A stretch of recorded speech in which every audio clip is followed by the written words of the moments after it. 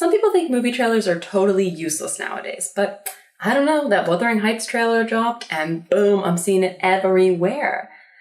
Not always in a good light, but you know, as they say, all publicity is good publicity.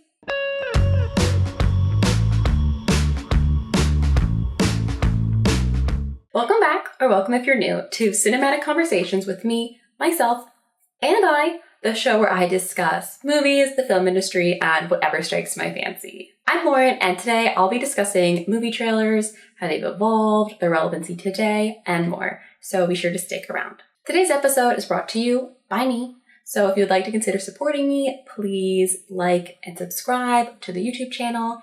And if you would like to support me monetarily, you can also do so through my Buy Me a Coffee, which will be linked in the description down below.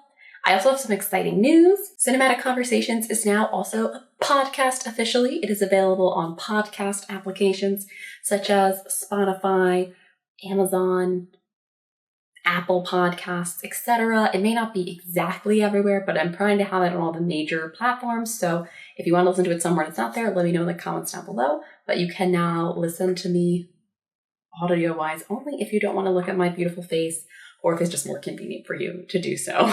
First things first, what even is a trailer? TLDR, a movie trailer or a preview is a short advertisement that highlights key scenes or upcoming features to entice viewers to watch the film. Ideally, a trailer shows the most dramatic moments, the most eye-catching moments, the most funny moments, the moments that make you go, whoa, because they want you to get invested and want to see the movie, of course. Now, do all trailers accomplish this? No. Is that the fault of the trailer or the fault of the film being bad? That's sort of objective, sort of subjective. We're not going to get too much into that. The really interesting thing about trailers that are showing all these moments from the films is that the films, we don't know what they are yet, right? Like, we haven't seen them. We don't know the order that they're shown in the film because it might be chronological, but sometimes movies like Memento, for example, that's not really told in chronological order, but yet the information is given to us in a certain way. Usually film trailers will show bits from the films from all over the place, which is really interesting because then it maybe sets something up that you're then totally surprised about when you actually watch the movie, or sometimes they set it up badly and you could totally see it coming, but you just don't know yet. It's kind of this enigma of what the film will be if it's done well. What sometimes feels like low-key a scam, and I have been tricked and duped, is when a movie trailer will include footage that isn't used in the actual film at all. These scenes may have been shot intentionally to be in the movie and then were later cut, but sometimes they'll shoot stuff that's just special footage literally just for the film trailer to look good for the trailer, knowing it will never be in the final movie, which is just kind of like either big brain thinking or really annoying, or both. And all of these scenes, whether they were shot for the movie, shot for the trailer, whether they're eye-catching, dramatic, sad, funny, insane, whatever it is, all of this has to be shown in 2 minutes, 30 seconds or less as noted by the MPA or the Moving Pictures Association. Something I find super interesting also is that each kind of major studio distributor can exceed that time limit once a year if it's for a film they deem necessary. And it seems like there's kind of like some rules, requirements around that. So we'll say for the purpose of the video that trailers have to be 2 minutes, 30 seconds or less. But I just thought that was like kind of an interesting little tidbit. You might think, but Lauren, I've definitely seen a trailer shorter than 2 minutes, 30 seconds. And you're right, because today we have everything from the teaser trailer, which sometimes is just dramatic music, an ominous title card, maybe someone looking up dramatically, whatever, to the trailers that seem to have things exploding, people kissing, people running, people screaming, people crying. The whole movie somehow seems crammed to these 2 minutes, 30 seconds. And you're like, what? What am I watching? You never know what you're going to get with a trailer. And that's sometimes the fun part. I personally really love watching movie trailers. I'm one of those people who likes to go when the movie starts at a theater so that I'm actually there for the trailer start. It gets me kind of hyped for what's coming. If I'm there with somebody, I can make my very snarky little film major analysis comments, be like, oh, I want to see this film. Or be like, oh, look at that shot. So I really like movie trailers. I know that not everyone likes them, so people are just, planning to miss them. But even if you don't watch trailers in theaters, you can't really escape them in the modern era with social media and other kind of ways where they're just kind of blasted in your face, which is mostly social media or the internet, or maybe even an email. You can get emails being like the trailer has been released. So there's lots of ways to see them now. Admittedly, although I love to watch trailers in theaters, I actually often will skip them if they come up on my YouTube page or on their internet site because I really don't care to watch them at that time. I will watch them if there's drama around the trailer, such as Emerald Fennell's new Wuthering Heights movie that's coming out. And if you are employed and you're not aware of this drama, basically Emerald Fennell has been working on a new adaptation of Wuthering Heights, which claims to be loosely inspired by the book. So it's kind of hard to tell how much will actually be inspired by the book versus kind of just the title and maybe some dramatic key plot points. But it seems like some characterizations have really been flipped around, as the major drama stems from the male love interest Heathcliff being portrayed by a white guy, Jacob Elordi, who I think Jacob Elordi's, he's hot. There's nothing to be said about that other than the fact that, he's a hot guy. But he is white, and a lot of academics consider that character to be a black man or a person of color at the very least. So there's been some contention around that and kind of massacring the original text and like Emily Bronte rolling in her grave, that sort of comment. But anyways, back to class. The history of film trailers. Although trailers are honestly an industry unto themselves at this point, with companies that's their whole focus, this is all they do, this is their jam, initially that was really not the case. In fact, the first movie trailers were really made by individuals at a random theater, really. It wasn't even the studios making the trailers, it was a theater doing their own advertising. And they actually showed after the movie, hence why it's a trailer, because it was trailing the main picture. Eventually they realized none of the people were sticking around after the main event, so they moved them to go beforehand. But I just think that's kind of funny, which is why some people call them previews, but the original trailer idea has really stuck. The first trailers were created in 1913 by Niels Granlund, and they played after films at the Marcus Loew theaters. And they actually promoted Broadway shows using rehearsal footage. So the first trailers weren't even promoting other films, but they were still promoting other forms of entertainment in storytelling veins, just Broadway shows. I think that's really, really interesting because I feel like in my mind when I think trailer, I think movie trailer. And although we sometimes see trailers or teasers for TV shows or, even Broadway shows today, it's just crazy to me. It actually started there and then it evolved to be what we kind of think of them. And again, although they initially started playing after movies, when they were moved to go before in the previews, they would play alongside other ads, but also maybe newsreels, kind of more like random stuff that might actually be important, random but important, versus now if you go see a movie, aside from the trailers, there might be an ad for like Coca-Cola if you're at an AMC or something. But also there's like Newsy, which is all just movie-related trivia and such, versus maybe like world news or like social commentary news that's going on. That was not being played today, right? And they were not watching movie trivia in the early 1900s. So, food for thought. Food for thought. Then in 1919, Herman Robbins created the National Screen Service, or the NSS. And this was a company that studios could outsource that trailer preview work towards. So say for 5-6 years, first it was individual theaters doing that work, then maybe some studios came into it, but it was a lot of work for them to do. So this was kind of a company can do it. And NSS really held the monopoly on trailers until the later 1950s. So several decades, they were like the kings of the industry here.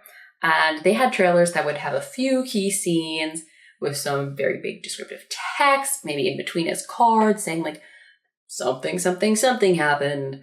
And there might even be a narration by, kind of that voice that I really feel like I associate watching trailers from like movies from the 2000s, where it's like, this summer, Lilo and Stitch take on the Babadook or something, you know what I mean? Like that kind of voice. Any music used for these trailers would really be from maybe that studio's library of sound. It wouldn't really be an original score for music for that trailer or original for that ultimate movie. They were just taking from a bank of music that already existed, because like kind of the trailer music and dropping those first themes or hints just hadn't come about yet. It was just that early in the process, which is just really cool and fascinating.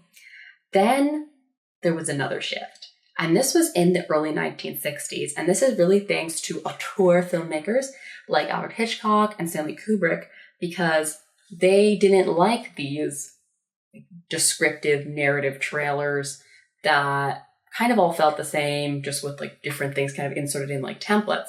They actually started really making their own trailers. And this is when those movie trailers kind of became a movie unto themselves. They put some craft into the trailer to really make them individual, personalized for their films. Because as they were just as particular with their movie, they were very particular about how their movies were promoted and portrayed to the general public in advance of the film release. Obviously, if your amazing mastermind peers are doing this, other filmmakers started making their own trailers too, or following in this new style, more quick edits, text lists, montage sequences for movies, and of course maybe still a few descriptive text blocks, but not kind of full title cards anymore. Maybe just a few keywords or something as needed, but really the text became way less important and it became much more visually focused and dynamic editing. Though still not the kind of dynamic editing we might think of now with retention editing, but still a lot more than just like 3 scenes being shown in a trailer. This doesn't mean though that studios stopped outsourcing all their trailer work. There were some filmmakers who were very picky, Hitchcock, Kubrick, etc. But a lot of them still didn't have the time or maybe the inclination to focus on a trailer. So then companies like the NSS, even though they no longer have the monopoly, just kind of adapted their style to be more of what the new trailer was expected to be. All that being said, the modern movie trailer as we know it today really happened in the 1970s when in the summer of 1973, the blockbuster Jaws was being promoted via movie trailer. And this changed the game, okay? It changed the game. It is as if God created the devil and gave him jaws. The Jaws trailer introduced studios and audiences alike to the idea of seeing a trailer to the point of oversaturation, or almost oversaturation. You were no longer just seeing movies in theaters, you were now seeing them on your televisions as ads at home during prime time. You're sitting around the TV, you're watching your whatever show, and then boom, Jaws trailer. This was revolutionary at the time, seeing these kinds of visuals pushed at you in the home setting or anywhere other than in the movie theater. Because remember, the internet's not here yet. When consumers could eventually buy their own media, first VHS tapes, DVD, Blu-ray, the studios were like, why don't we slap the trailers there too? With VHS tapes, you actually had to like kind of watch them all or fast forward. You couldn't just like skip because that's how VHS tapes work. And I remember that watching as a kid. Sometimes we'd be like, we don't want to watch the trailers. And we would like, and it would go like, where, you know, or would like kind of move through it. Anyways, and you'd hear the machine rolling on.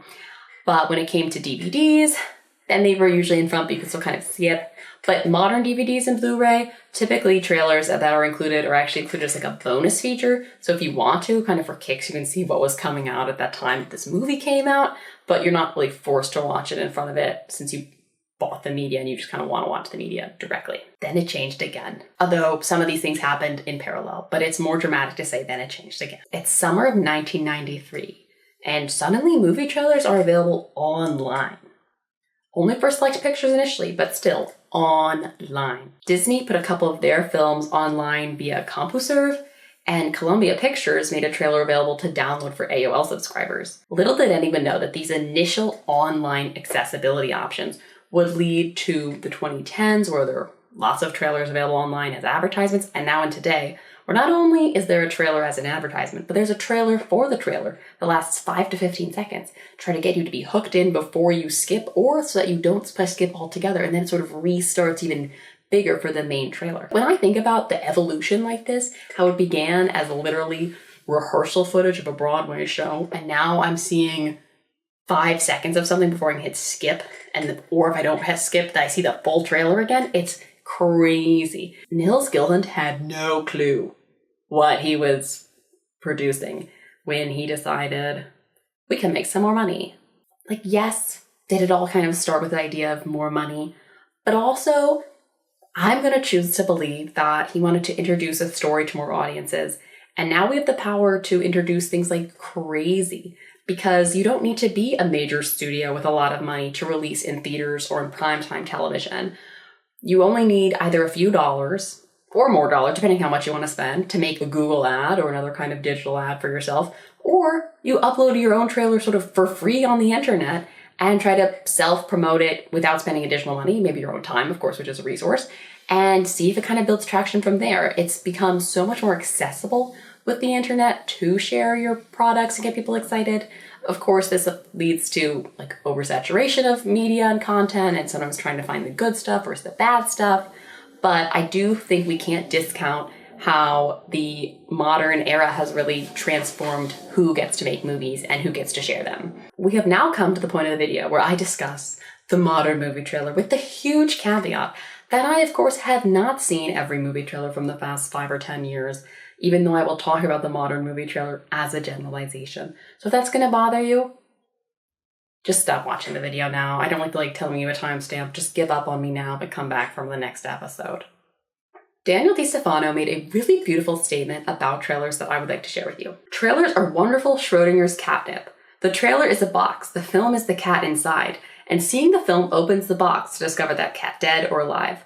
A tanking 0% on Rotten Tomatoes, or critics' pick in the New York Times. Just watching that good trailer again and again, though, the cat always lives. The movie is irrelevant, and the experience of the trailer is a repeatable, elusively changing experience.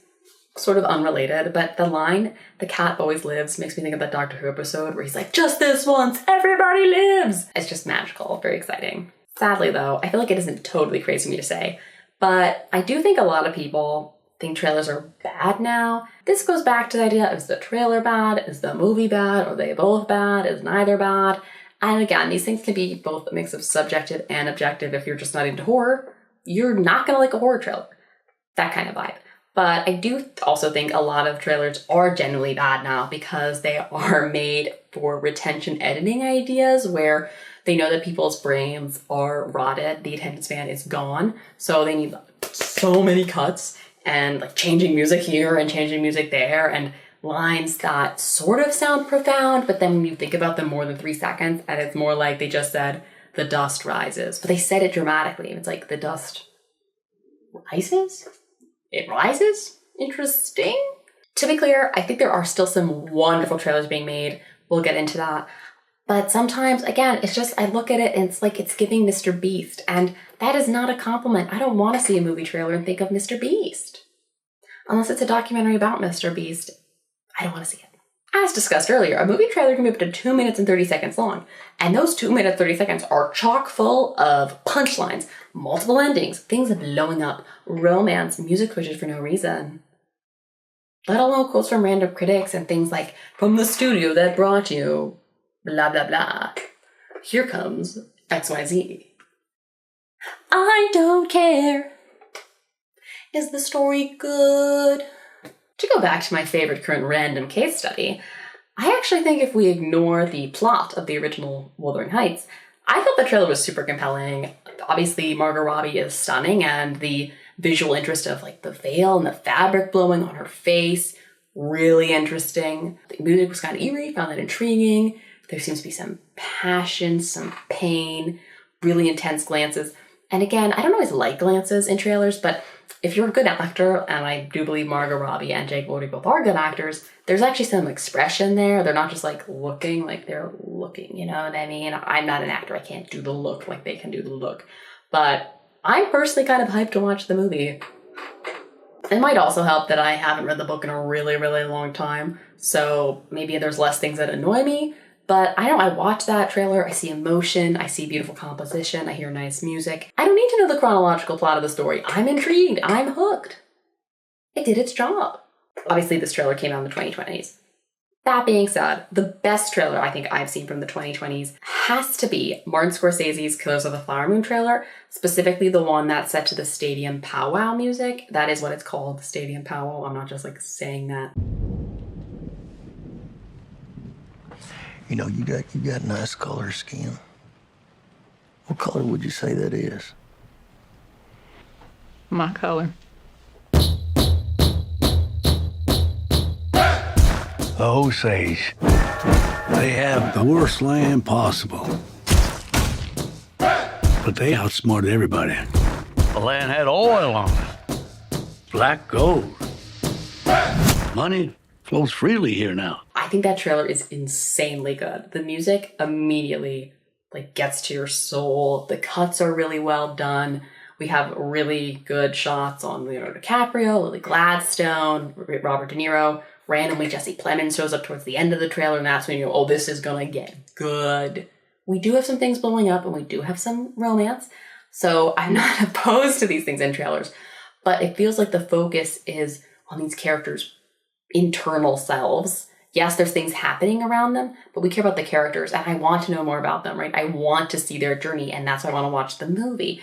It also, there's some really good lines in the trailer. I feel like they picked some really solid bangers, such as when Robert De Niro's character says something along the lines of, are you waiting for a miracle to happen to solve all your problems? Don't you know those don't happen anymore? It's just so like funny and also sad, especially in the hindsight of how you know who that character is, really, because at first, like when I first watched it, I didn't exactly know what his role in the film. So when you watch it like again later, it's like, oh my God, like he's not only not the miracle, he's like the curse. His character is the curse, and it just adds this like really cool element and layer to the trailer that I still liked when I didn't know that stuff. Anyways, just like super well done. Please go watch it if you haven't watched it. It will change your life. Maybe you're not into that big Scorsese epic, but I bet you've seen the trailer for the 2010s Rogue One, A Star Wars Story, which is another trailer that I really, really like. I know I give some grief about not running things into the ground IP-wise, but when Rogue One came out, it was like, it felt so cool and fresh to me because it hadn't been run into the ground yet. The whole Star Wars franchise, that is. And I thought that trailer was really good. First of all, I am a sucker just like the rest of you guys. I get nostalgic when you hear some of the Star Wars music. It's like, ooh. And then, of course, we have these characters that I've never seen before in Star Wars because Rogue One is like kind of that like kind of pocketed story by itself. So I'm like, who are all these people? Like, it seems like something really intense is happening. What's going on? Who are these people? Like, who are these people? When is this happening? What is going on here? And they're like kind of saying some plot points, but it feels like I'm like missing the connecting pieces. And then all of a sudden, it's like things are almost coming into place, but not quite. And then it cuts and you see like kind of the shadow of Darth Vader and you hear like one breath of Darth Vader. And then like, that's it. That's the end of the trailer. And it's like, oh my God. Oh my God, I need to see the movie. And I loved the movie, by the way. I loved that movie and I loved Killers of the Flower Moon. So these are trailers that I both really loved and I loved the movie. I'm hard pressed to think of a trailer I loved in the movie I didn't. There's probably more movies that I enjoyed that I didn't like the trailer. In fact, I just thought of one. My Old Ass. I thought the trailer for that looked really stupid. It looked like a kind of very like dumb comedy. And I was like, I'm probably not gonna watch that. However, my friend saw it and thought it was amazing and she like word of mouth hyped it up. So I went to see it. I was like, this is really good. This is a really good movie. And it's not some dumb comedy. It's actually like a really like kind of heartbreaking story about like choosing love even when it's really painful and knowing that you're going to make the wrong decisions, but that's okay. You're going to grow up and learn. It's just crazy. Or like Elemental.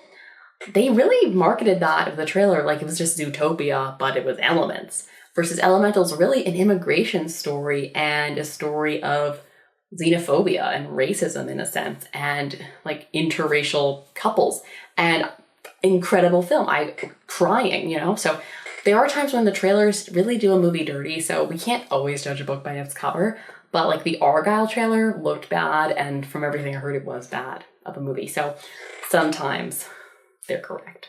That was a lot of words. I kind of got carried away there about the trailers I didn't like, but movies I did, and then just bad stuff.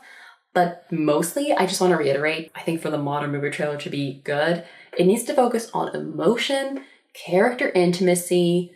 That doesn't mean intimacy as in like sexual romance, but intimacy as in we are with the character.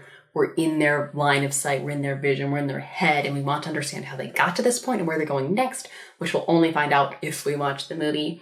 And it helps if there's some music that fills in for the story, but it's not overpowering because I don't care about the music. I care about the character. If it complements the character, great. If it takes away from the character, bad. Very bad. I will say also as like a self-comment, I haven't really made any trailers. I don't even know if I made a trailer for my senior thesis film, and I've been procrastinating making a trailer for my animated short, partially because it's only like 2 minutes long total, so it would have to be a really short trailer, but I'm not necessarily saying I can do it better. I'm just still judging the people who do it bad. It comes down to this.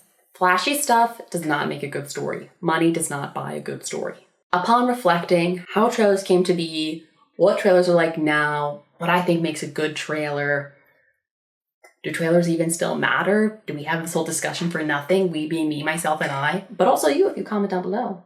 Do they matter? Are they relevant? And I really think it depends. I know, a cop-out of an answer, but I'm going to explain my answer, and you can agree or disagree in the comments. Again, comment. We care about engagement here, folks. I think if it's a movie that has pretty much no known actors in it, original story, we don't know who's really making it necessarily. Maybe there's one big name attached that some people might know, but maybe the general public don't know. Because it really doesn't matter if in the industry someone knows who somebody is, if the general public doesn't know, if you're trying to get the general public to buy tickets to see the movie. I think then a trailer can be really helpful. Hopefully it's done well, because that needs to entice people who have no other connections to the movie because they don't know the IP already, they don't maybe know the actors, they don't know the cast and crew in general. They need some reason to see the movie. So we need to have a compelling title, an interesting poster, we need to do some marketing, billboard stuff, and we need to have a trailer that people are going to watch on TV, online, at the movie theater, that makes them think, whoa, this looks cool, I better pay attention to this and see when it comes out. Because you don't want a movie that has a bunch of unknown people and everything in it to then not promote it at all, especially if it's having a theatrical release. If it's having a different kind of release, that's a different story. But if we're trying to have a theatrical release and you don't really promote it in a trailer and no one is going to promote it who someone's already following, no one's going to know it exists.